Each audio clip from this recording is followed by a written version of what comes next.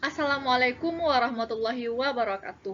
Perkenalkan, nama saya Alia Fadiah, NIM 20456622 PT 0841. Saya dari kelompok 18 dengan asisten pendamping Arafli Filandian Arman. Di sini saya akan memaparkan laporan kegiatan mini project acara 3 pertumbuhan tanaman praktikum ilmu hijauan makanan ternak tahun 2022.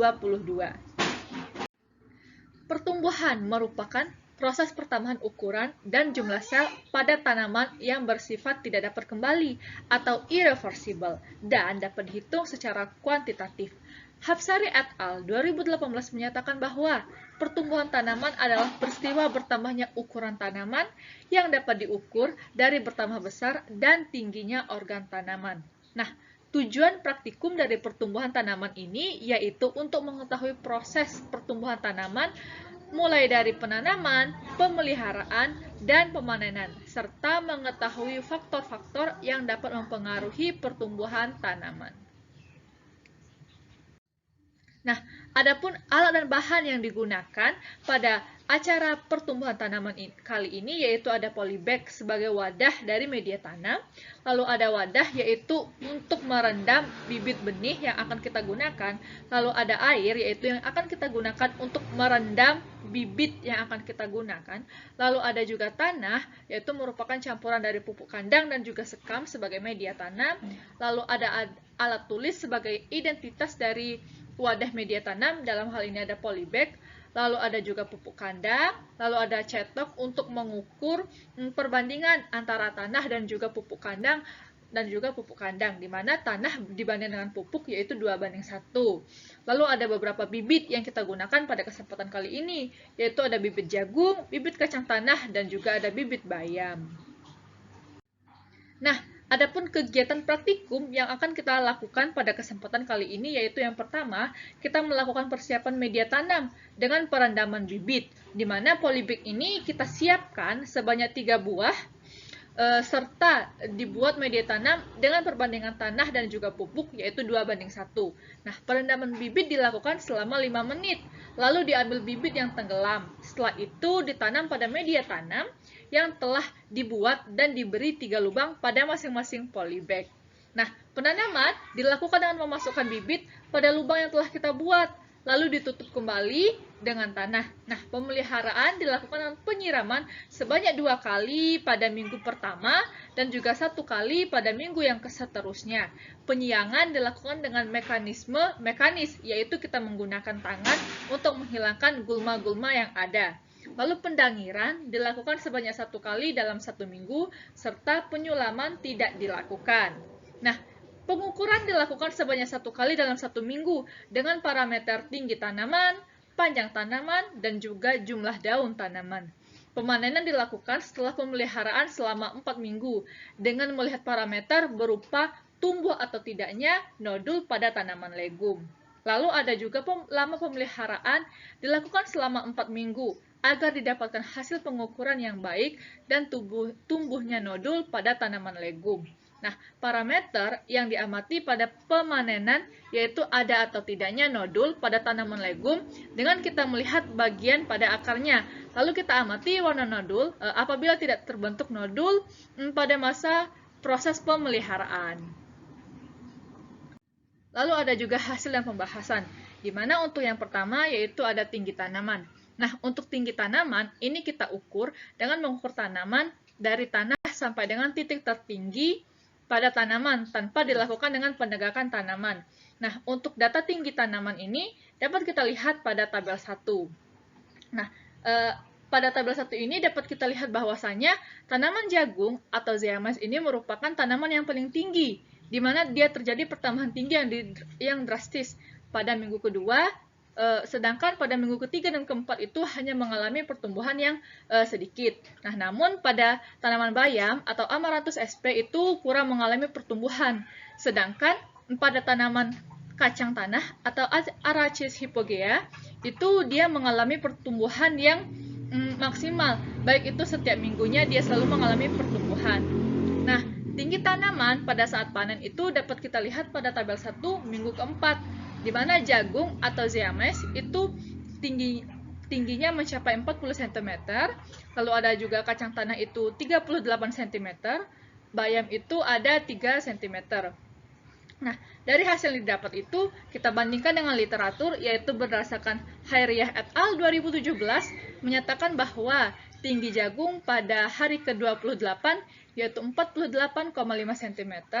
Mahdian Mur 2013 menyatakan bahwa tinggi kacang tanah pada hari ke-28, yaitu 29,62 cm, dan Zurianti et al. 2016 menyatakan bahwa tinggi bayam pada hari ke-28 yaitu 19,4 cm. Nah, faktor-faktor yang mempengaruhi tinggi tanaman yaitu ada jarak tanam, unsur hara, air, dan juga cahaya.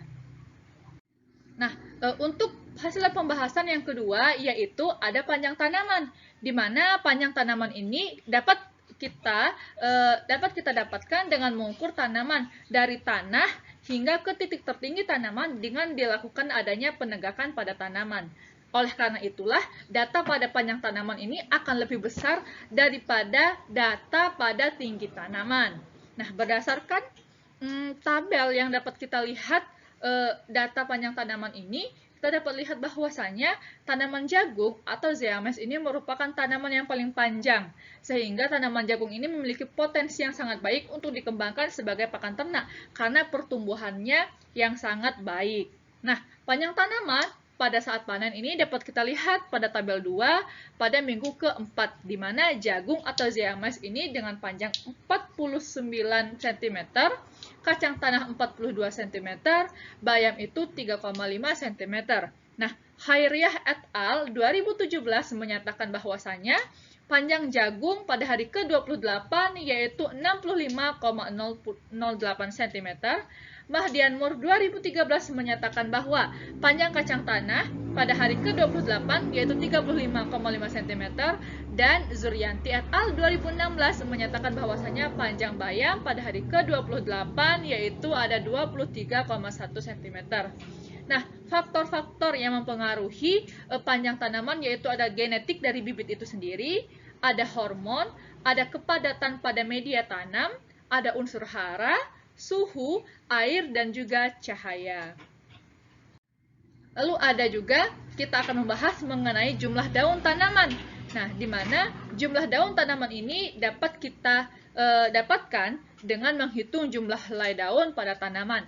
Di mana data jumlah daun tanaman dapat kita lihat pada tabel 3. Nah, berdasarkan pada tabel 3 ini, jumlah daun pada tanaman jagung yaitu terjadi pertumbuhan sebanyak 3 buah helai daun pada minggu pertama, lalu dia tumbuh kembali 1 daun pada minggu ketiga. Nah, jumlah daun tanaman kacang tanah atau Araceae hypogaea terjadi peningkatan yang tinggi pada setiap minggunya. Sedangkan untuk jumlah daun tanaman bayam atau Amaranthus sp itu terjadi pertumbuhan sebanyak 2 pada minggu pertama, lalu tumbuh kembali 1 helai daun pada minggu kedua. Nah, pertumbuhan daun pada bayam ini tetap sama hingga kita panen atau pada minggu keempat itu jumlah daunnya tetap sama atau tidak mengalami peningkatan setelah terjadinya adanya tumbuh 3 helai daun. Nah, jumlah daun tanaman saat panen dapat kita lihat pada tabel 3 minggu keempat, di mana untuk jagung zeames itu ada 4 helai daun, kacang tanah itu ada 28 helai, dan bayam atau Amaranthus sp itu ada 3 helai. Hairiyah et al. 2017 menyatakan bahwa daun jagung pada hari ke-28 yaitu ada 6 helai. Mahdian Mur 2013 menyatakan bahwa jumlah daun kacang tanah pada hari ke-28 yaitu 32 helai, dan Zurianti et al. Menyatakan bahwasanya jumlah daun pada bayam untuk hari ke-28 yaitu ada 13 helai. Faktor-faktor yang mempengaruhi jumlah daun pada tanaman yaitu ada faktor genetis dan juga faktor lingkungan, di mana faktor lingkungan ini berperan pada kecepatan pertumbuhan tanaman yang meliputi adanya intensitas cahaya, kesuburan dari tanah, unsur hara, dan juga suhu. Lalu ada kita membahas mengenai nodul, di mana Kumalasari et al. 2013 menyatakan bahwa Nodul ini merupakan bintil akar pada tanaman legum yang ia bersimbiosis antara akar dengan bakteri Rhizobium japonicum yang mampu melakukan fiksasi nitrogen untuk pertumbuhannya. Oleh karena itulah, pada tanaman kacang tanah itu dia mengalami pertumbuhan yang baik karena dia memiliki nodul yang dapat melakukan fiksasi nitrogen untuk pertumbuhannya.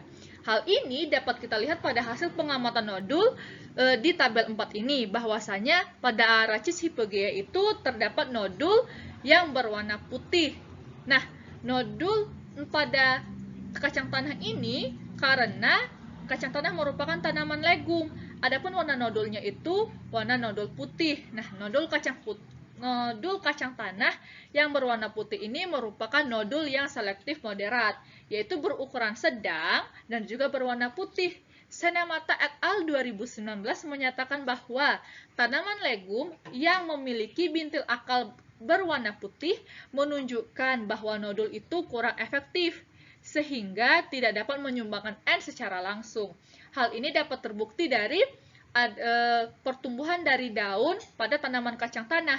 Berdasarkan literatur, untuk pertumbuhan yang normal, yaitu di hari ke-28, ada 32 helai daun. Sedangkan pada acara praktikum yang dilakukan, yaitu hanya didapatkan daun sejumlah 28 helai. Namun untuk pertumbuhan tinggi tanaman dan juga panjang tanaman dari kacang tanah ini sudah baik. Oleh karena itulah, nodul pada kacang tanah ini memang tidak sebagus pada nodul yang selektif, yaitu nodul yang berwarna merah. Namun dia tetap bisa melakukan fiksasi nitrogen untuk pertumbuhannya walaupun tidak maksimal. Nah, adapun faktor-faktor yang mempengaruhi adanya nodul beserta warnanya itu terdiri dari 2 faktor, yaitu faktor genetis dan juga faktor lingkungan. Hal ini juga diperkuat berdasarkan Sari dan Prayudha Diningsih 2015 menyatakan bahwasanya faktor yang mempengaruhi adanya nodul pada tanaman yaitu bakteri, yaitu adanya unsur hara pada tanaman itu sendiri, serangan bakteri, kesuburan tanah, dan juga ketersediaan air. Nah, kesimpulan, berdasarkan mini project yang telah dilakukan, dapat disimpulkan bahwa proses pertumbuhan tanaman harus memperhatikan berbagai langkah kegiatan, mulai dari penanaman, pemeliharaan, dan juga pemanenan.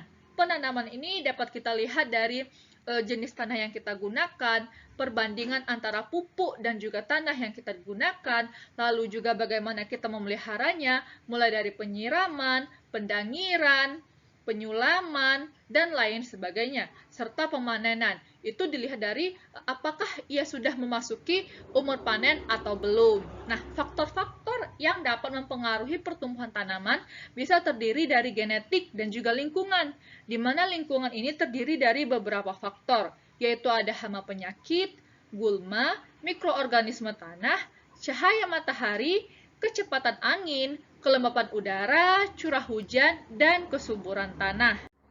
Adapun ini daftar pustaka yang saya gunakan dalam membuat laporan kegiatan mini project acara 3 pertumbuhan tanaman praktikum ilmu hijauan makanan ternak tahun 2022.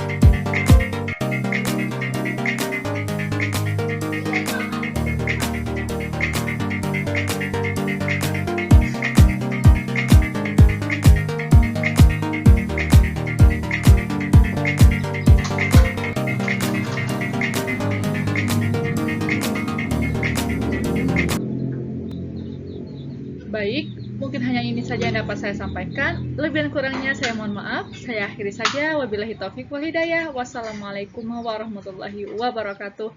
Terima kasih.